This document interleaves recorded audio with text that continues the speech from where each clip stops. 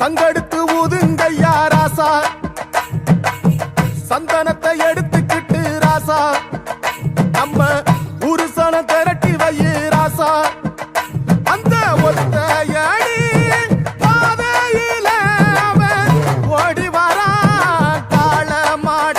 அங்க உச்சி பானை ஒசரத்துல அவன் ஆடி வரான் காள மாட.